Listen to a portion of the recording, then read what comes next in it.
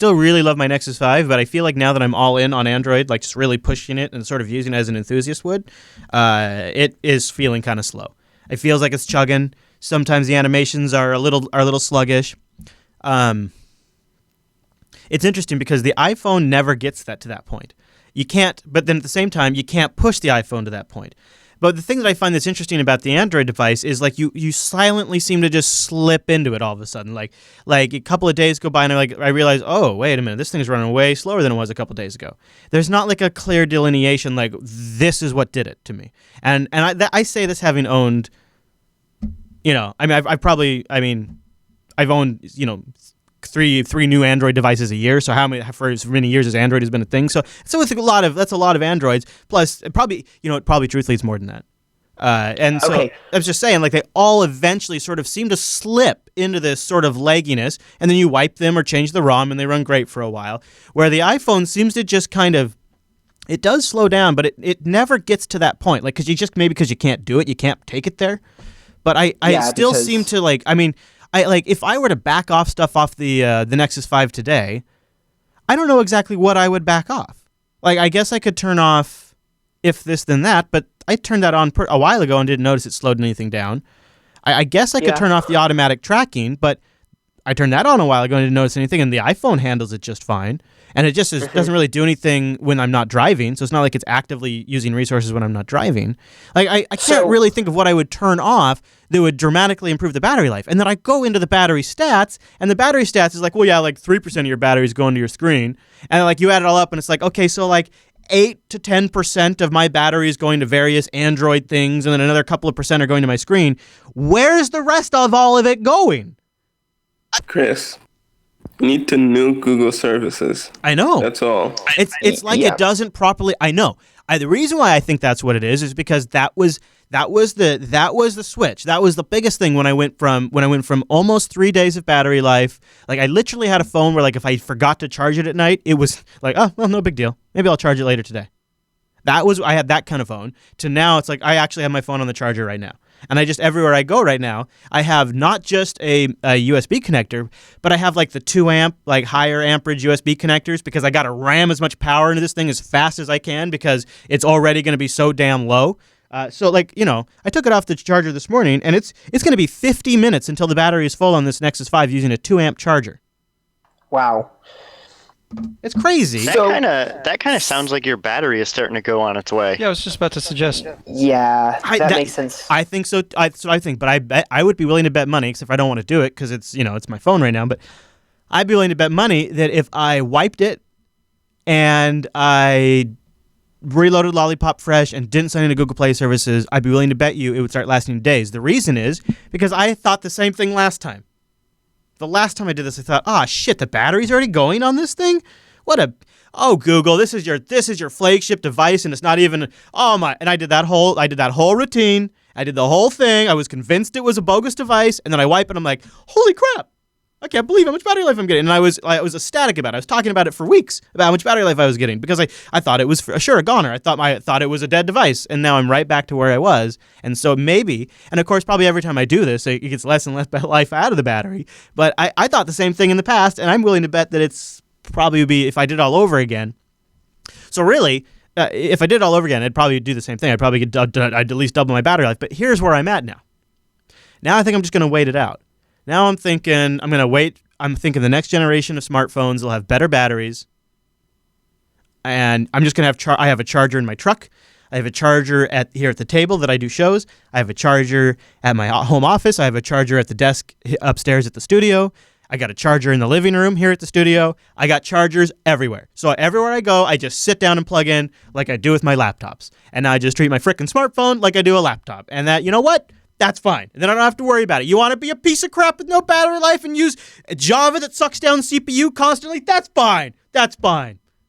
I don't care. Well, for the record, Art is a lot more efficient than Dalvik was. Tell that to my Nexus 5. Also, so something that you mentioned earlier is it's hard to pinpoint exactly what is slowing it down. Yeah.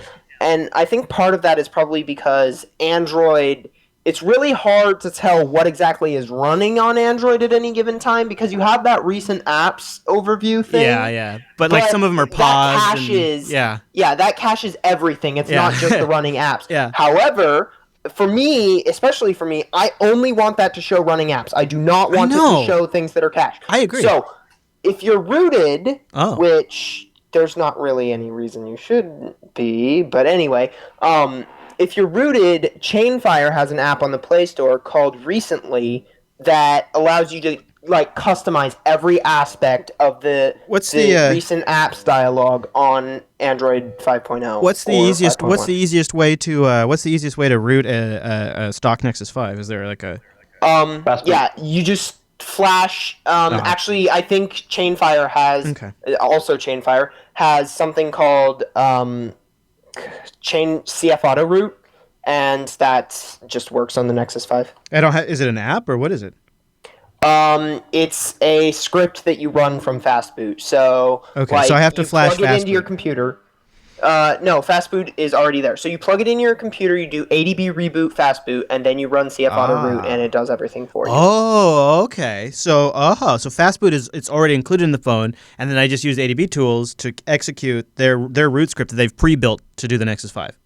Yes. That's cool. And then if you want to, you can also choose to use Fastboot to flash like a custom recovery, which is very helpful because then you can make Android backups and things like that. And then once I do that, I can use their app, which is in the Play Store, to clear out the recent apps to only be the ones that are actually running. Yes. Well, that, among other things, is a reason enough to root. Because I agree. Yeah, so I also don't like the web tab. Although the way they've changed the Chrome UI, you almost have to use that now. But I don't really like having my web browser tabs in there either. It still shows your web browser tabs in there, but like you can actually change Chrome's behavior to not do that. But I don't know. I actually kind of like that feature. I'm warming up to it now that they've changed kind of the way you look at tabs on Chrome. They want you to look at tabs as applications and not as tabs. I don't actually have a huge problem with that, but it seems like pie in the sky to me. Now I have a root question. What's that? I just got about a week ago. I got the HTC 816, and it's through Virgin Mobile, and I don't know if I can root it or not. You actually, if it's an HTC phone, HTC has a developer portal. I think it's dev.htc.com. No, it's actually htcdev.com. So you go to htcdev.com, you create an account, and then you just type in like what device you have, and it'll give you instructions for using Fastboot to pull the like IMEI out of there. You paste that into their website, and then it'll spit back a code that you can type into your Fastboot, and it'll unlock your phone so that you can do whatever you want. I just hope Virgin Mobile doesn't do what Verizon did to me and fuck me over. Yeah, I'm pretty sure Verizon's are the only ones that do that to HTC phones. Real-time follow-up from Imacon in the chat room. You can actually turn off the tabs going in the all apps overview, recent apps, in the Chrome settings and put it back to the old way it used to be. I did not know that. So, I'm going to make this the episode. So this here is Tech Talk Today, everybody. Welcome to the show today, because I think it's a good discussion to be had. And you're sort of coming in midway if you're just listening now. But this is Tech Talk Today, episode 150. And this is for Tuesday, March 31st, the last day of March.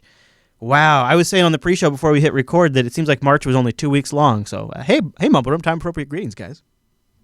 Hello. Good morning. So while we were talking, I just installed Root Toolkit for Android. And I don't know what that does, but I just thought I would play with that. It seems like nothing. I'm just going to agree. Yeah. No. For the Nexus or for the Android? It's just for the Nexus 5, but nothing happened.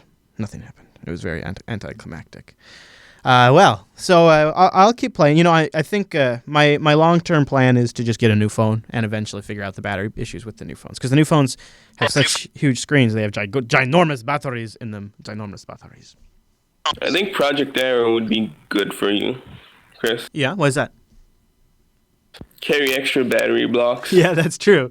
Well, it doesn't even have to be Project Arrow with the block phone. It could be just like, I don't know, a Note 4 with a removable battery. Oh yeah, most phones don't have removable battery. No, It no. sucks. Yeah, they're all moving away from it, and it's like, oh, I like that feature. So let's talk about this just for a second because I am like 95% decided I'm going to get a Galaxy S6 Edge. I'm like 96% decided because I think it's going to be the best Okay. Android phone of 2015. I know. Okay. I know, TouchWiz. I know. Here's the thing, guys. I think you just haven't seen it yet. I think starting with the S6, it's an all-new Samsung. I think they want to start kicking more butt again. You can disable the apps in TouchWiz to pare that down. You can also just get a new launcher. They've already got a ROM dump on the XDA forum, so there's probably going to be somebody working on that. But hold on, here's the thing. This is what I think. I think the Edge is actually kind of a slick-looking device. It's kind of gimmicky, I give you, but I think it's kind of neat. So I look at that and I think to myself, why did they release these brand new premier Samsung, the Samsung reboot device with no removable battery and no SD card slot? I'll give you one simple reason. One guess. Anybody want to make one guess as to why Samsung did it? I have a guess. Okay, go. They're repenting to Lord Google. That's a good one. No, that is not it. Anybody else want to take a guess? I guarantee you this is it.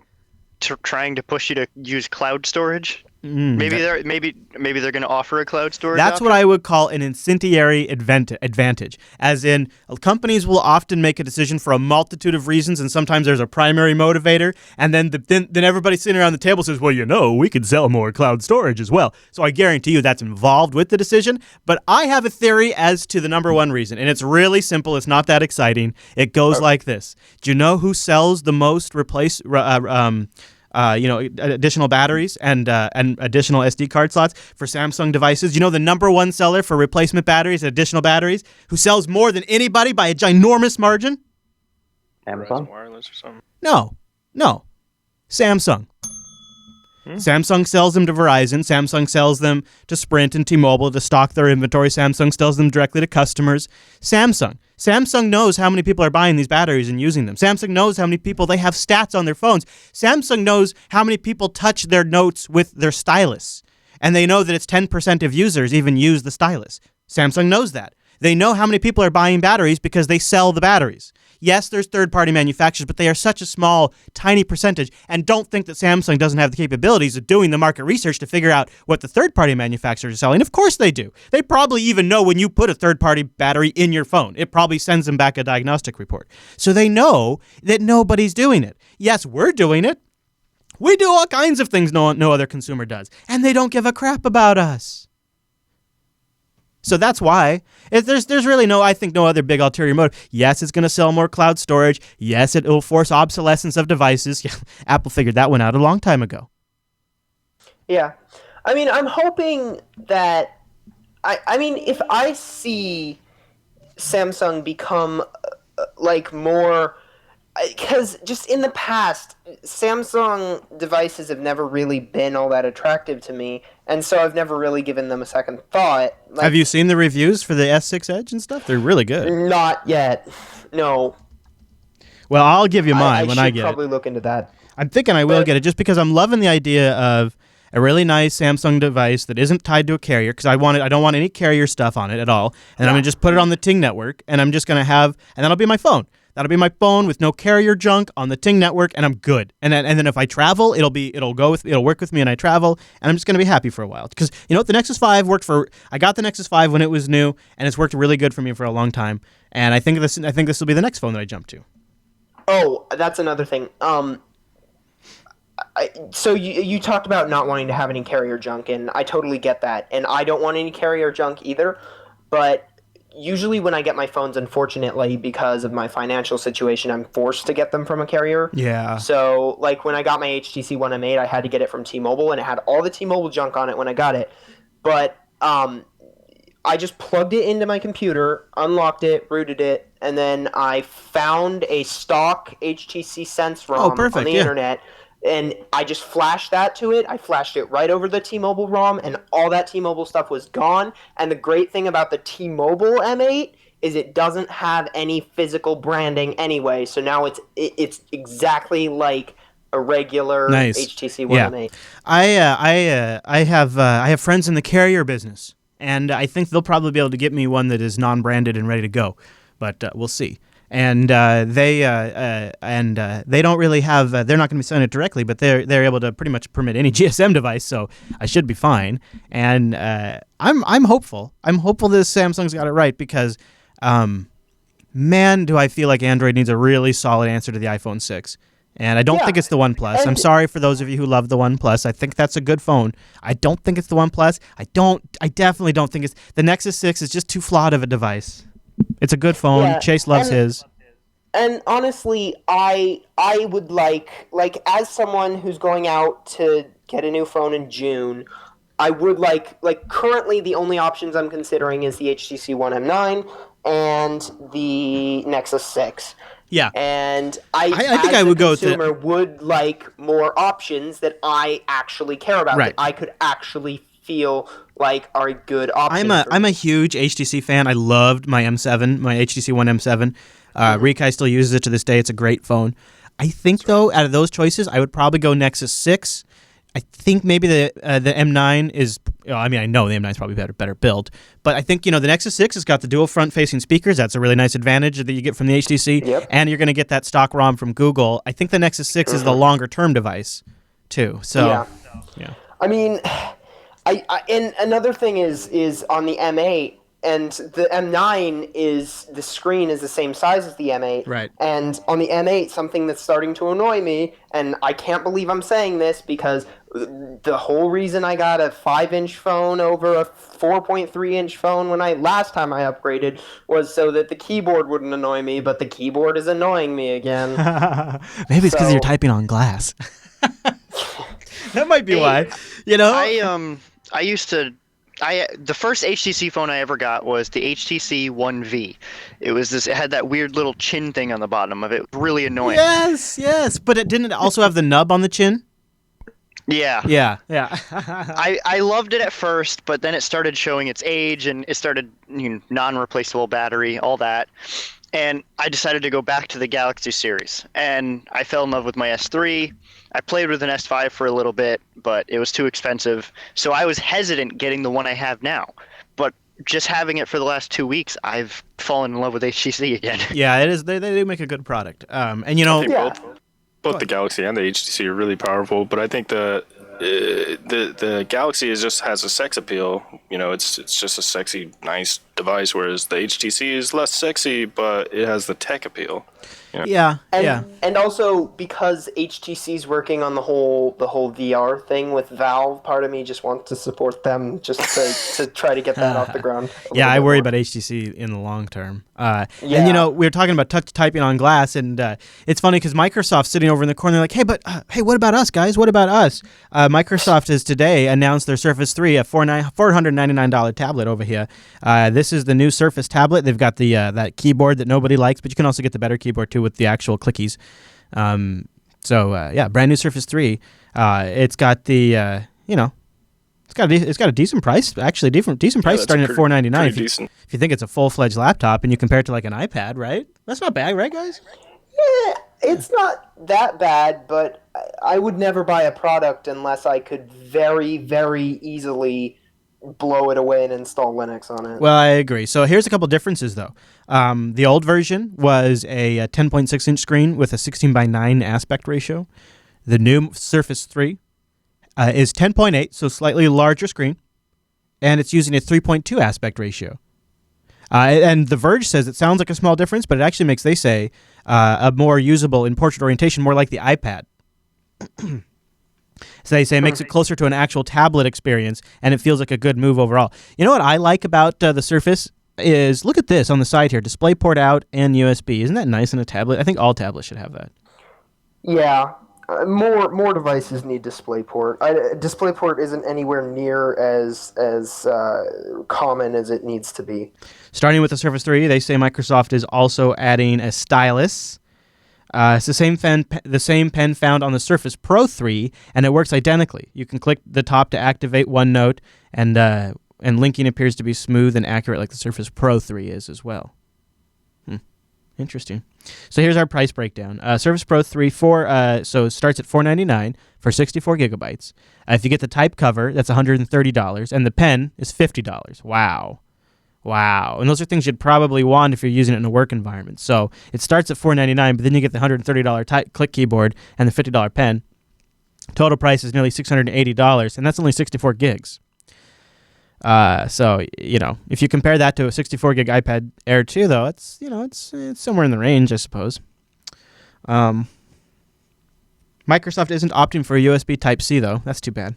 That'd have been really nice to see. Yeah, that sucks. There is DisplayPort, and some will also have an LTE option. Of course, those units will start at $599.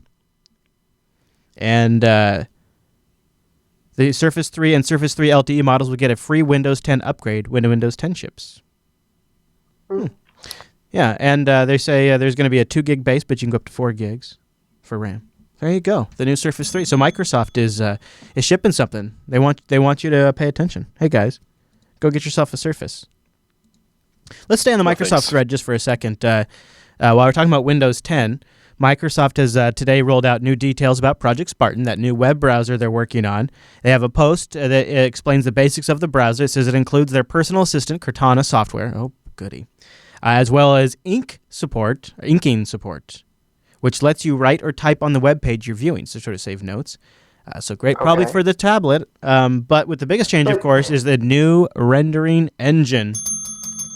Also, they have a suggestion box page for Project Spartan, and it's already filling up with ideas from users, they say, including one for the Trident Edge HTML to be released as open source. So I guess their new engine is a combination of IE's Trident and their new Edge HTML engine. I don't really quite understand or care. But of course, users want to open. You know what? It really would be super respectable if they open source this crap. Yes, it would. But not going to happen. Another thing I'm confused about is that inking support. That sounds great, but wouldn't that be better as an official Microsoft created plugin or something? Yeah, they're going to have to make it a plugin for other browsers, or else it goes nowhere. Well, and also not just that, but even a lot of Chrome features aren't in Chrome because Chrome is bloated enough already, so you have to download them from the Chrome Web Store. They're made by Google, they're just not built into Chrome. Let's play Microsoft promo video roulette. This is one of my favorite things. You never know what you're going to get with a Microsoft video. I didn't vet this before we went on air because I didn't know they had a video posted. Sometimes these are just atrocious. Let's see. This is Microsoft's Project Spartan Beyond Browsing. The way that websites are created today is really different to how they were created 10 years ago. We really needed to start fresh on something that we could be more innovative with. Not just new features, but a whole new experience for interacting with the web.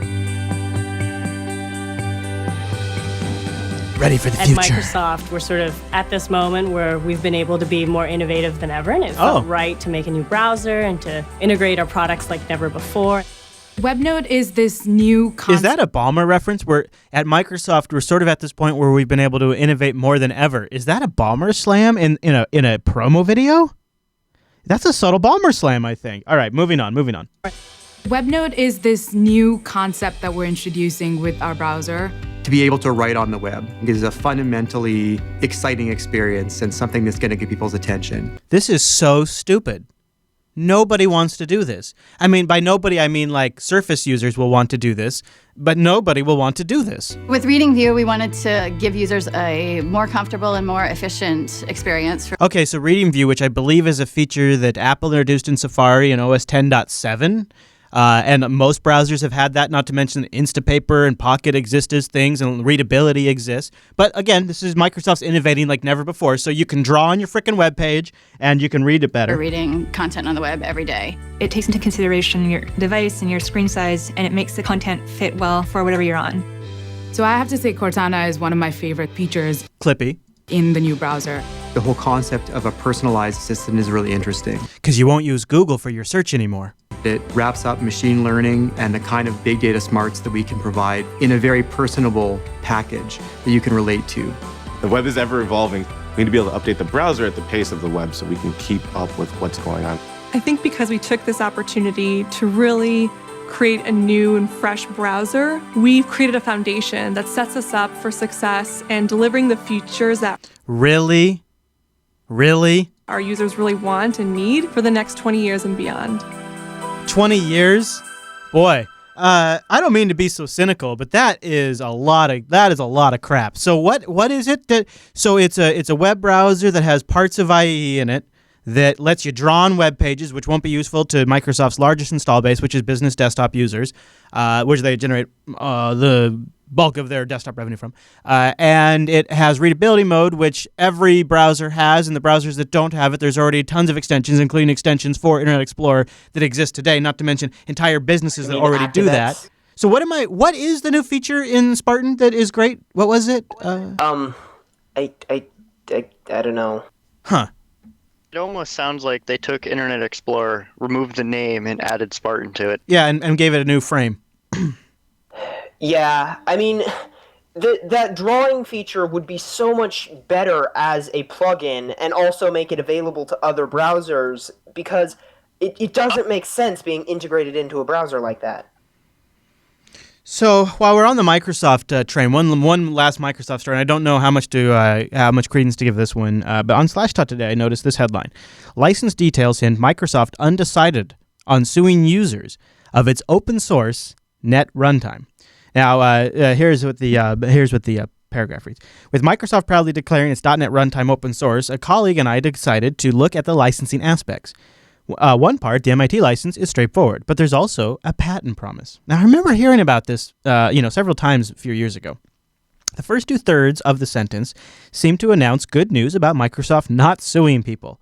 Then the conditions begin. It seems Microsoft can't yet bring itself to release something as free software without retaining a patent threat to limit how those freedoms can be exercised. Overall, we found 4 shifty details about Microsoft's open source .NET. So that's something I'll be looking into because we've always been worried, is there some sort of detail in there, some sort of patent gotcha? Always worth something checking out there. So I'll probably have more details on that in the future. But I noticed that headline on Slashdot this morning, so I wanted to grab that for you guys. Something I'm following maybe for the Unfiltered show tomorrow, and it just, we used to talk about Bitcoin. We haven't talked about it for a while, but the Silk Road bust is one of the biggest Bitcoin stories of all time. Now it turns out that some of the feds that were involved in bringing down Silk Road were cutting a little off the top, just taking a little off the top and pocketing that. And oh wait, that's sorry. I have the wrong screen up. This story is good too. So back to the Bitcoin story though. So a couple of federal investigators are now under investigation themselves. So that'll be coming up on Unfiltered this week. Another story that'll be coming up on Unfiltered this week. The feds are demanding that Reddit identify users that were organizing online using Reddit to discuss like a replacement for Silk Road. So there's this subreddit called Dark Markets, and it was about marketplaces that existed on Tor. And it's sort of a way where if you weren't on Tor to sort of organize outside of there. And of course, they did it in somewhere very public like Reddit. And now the DHS, the Department of Homeland Security, Immigrations and Customs Enforcement agents have sent a subpoena to Reddit demanding that the site turn over a collection of personal data about 5 users from that subreddit. So they're watching it pretty closely. I visited that a few times. Uh-oh. Watch out, buddy. They're coming for you. And then one last kind of heavy story, and then we'll get out of here. This seemed like a good one to me. U.S. Supreme Court has declared that GPS trackers are a form of search and seizure. With the government places when the government places a location monitor on your stuff, it could be violating the Fourth Amendment, they say. The Supreme Court clarified and affirmed the law on Monday when it ruled on, I guess, a Tory Dale Grady versus North Carolina. I have not been following this particular case, but it involved a personal tracker, and the court said it doesn't. I'm sorry, actually, this was from the EFF. It doesn't matter what the context is. It doesn't matter whether it's a car or a person. Putting a tracking device on a car or a person is a search. If you are not familiar with this, law enforcement has been, when they think maybe somebody's involved in drug trafficking without a warrant, without permission beforehand, they have been attaching GPS trackers to cars and other things. And then they will track them until they catch them doing something, and then they will bust them once they have them. And so that obviously is a violation of the Fourth Amendment. It seemed obvious to me, and it seems the Supreme Court could be agreeing. I don't know what this means because this is in North Carolina. I don't know if this has to go further than that, but it seems like a good decision. You know what else is a good decision? Supporting the Jupiter Broadcasting Network and our future endeavors over at patreon.com/today. 468. Oh, we didn't pop to 470. Oh, we got so close. Maybe we'll get to 470 this week. Patreon.com/today. It's a great way to support all of our efforts at Jupiter Broadcasting. I do this show as a thank you, and that's why we have it at the patreon.com/today page. But regardless, if this show didn't even exist, all of the funds raised here would go into the individual shows. We're really doubling down on a lot of great stuff right now. I'm very excited about where How To Linux is at. It's been slightly just sort of some resources have been redirected while we gear up for Linux Fest, but we're doing pretty good. We're actually on track overall, and I'm excited about that. And then one of the ways we're able to do that without going on and getting a bunch of funding from some sort of commercial source beforehand is because of the runway given to us by our Patreon. Patreon.com/today. Patreon.com/today. And just before we went on air this morning, I posted an exclusive extended Linux Action Show pre-show. I think I'm going to do this more often for our patrons that you probably are familiar if you've listened for a little while that we have usually quite a bit more show streamed live than what makes it in the downloaded version. Not only because it isn't really, it's sort of unstructured, we're sort of unguarded, sometimes we swear a little bit or whatever. Like it's just sort of off the cuff. It's usually kind of funny, I think. At least people tell us. I don't really know. I don't watch it. And we don't always record it, but from time to time we do. And this Sunday, for episode 358 of the Linux Action Show, we had an epic pre-show. Now, you saw a few minutes of that in the outtakes, but there was still another 47 minutes of pre-show where we were just sitting around talking about stuff. We talk about the fact that the show's near its 10-year anniversary, all this, or near its 9-year, going to beginning to its 10-year anniversary. We talk about all the kind of, we talk about Linux Fest, all this stuff for 47 minutes before the show even began. So there's like and I thought, we just happen to record it. We don't always record it. But when we do happen to record it, I'm going to try to release it for our patrons over at patreon.com/today. And not necessarily just for laughs either. It could be for some of our other shows as well. And it won't be something I do all the time. It'll be semi-infrequent because we don't always record. I don't always have the time to do it. But I know not all of you can make it live. And since you're helping with the bill on some of these things, I figured, all right, well, we'll keep the store. We'll eat that a little bit more. The storage cost to save that pre-show, the time to encode it, the work time to post it. We'll eat that. We'll eat that. That's. I think that's a fair trade since you're helping pay the bills a little bit over at patreon.com/today. So there's other things we'll be posting just for our patrons. That's just an example of some of the exclusive content you get access to. And the best part is, even if you're not a patron today, when you sign up, you get access to all the previous stuff we've ever posted as well. So help support the shows, keep us going, make these future fests happen, and future shows as well. Patreon.com/today. And thanks to all of you. Let's see if we can get to 370. Plus, not only would you be helping us pop to 370, but you get access to all the goodies we've posted. And I have a feeling we'll probably be posting all kinds of stuff when we have the crew out towards the end of April for Linux Fest. I think there's going to be all kinds of footage when we're out and about doing stuff. At least I hope. That's my intention. All right, well, that'll wrap us up today. Kind of an unusual show, but a fun one. I'll be back tomorrow, as far as I know. Sometimes Wednesdays are going to be hit and miss, depending on what's going on family-wise and unfilter-wise. Then other than that, though, it should be a regular week, as far as I could think of. And as far as I know, should be here tomorrow. But stay tuned. You just never know, because I have some things I have to take care of. But I will always update the calendar. Try to keep you guys as current as I can there, because I have it now on my home screen. On my Nexus 5, so I can go, just delete that. I can't make it. Not that I'm planning to, but if you go to jupiterbroadcasting.com/calendar, you'll get the latest calendar schedule. And join us live, jblive.tv, 9 a.m. Pacific, noon Eastern. Thanks, Mumble Room, for being here. You can be here too if you're not. And last but not least, make the show even better by visiting our subreddit, techtalktoday.reddit.com. All right, so we've been talking about web browsers, Project Spartan, and Internet Explorer. It seems only appropriate to end the show on this video today. It's kind of a perfect video for this. See you back here tomorrow, everybody. You might not remember us, but we met in the 90s.